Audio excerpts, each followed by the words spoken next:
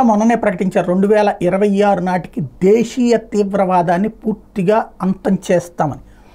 అందులో భాగంగా నక్సలైట్లకు సంబంధించి మూలాలతో సహా పెకలించే ప్రయత్నం చేస్తున్నారు. సాధారణంగా నక్సలిజం భావజాలం, కమ్యూనిస్టు భావజాలం ఉన్నవాళ్ళు దేశంలో పేదరికం ఉన్నంత వరకు నక్సలిజం ఉంటుంది, అణచివేత ఉన్నంత వరకు నక్సలిజం ఉంటుంది, దాన్ని అణచివేశామనేది అప్పటికప్పుడు చెప్పుకోవడం తప్పించి దీర్ఘకాలంలో అది అసాధ్యం అని చెప్తుంటారు. ఇప్పుడు అసాధ్యమో సుసాధ్యమో తేలాలి. ఎందుకంటే వరుస అటాక్స్, మొన్ననే ఛత్తీస్గఢ్లో 10 మంది మావోయిస్టులని ఊచకోత కోస్తే ఇప్పుడు తాజాగా 6 తెలంగాణలో ఈ దఫా జరిగింది. 6 కాల్చి చంపినటువంటి సంఘటన. అయితే అది ఎన్కౌంటర్ అంటారు, పోలీసుల మీద దాడి చేస్తుంటే ప్రతిఘటన అని చెప్తారు. 2 కానిస్టేబుల్ కూడా గాయపడ్డారని చెప్తున్నారు.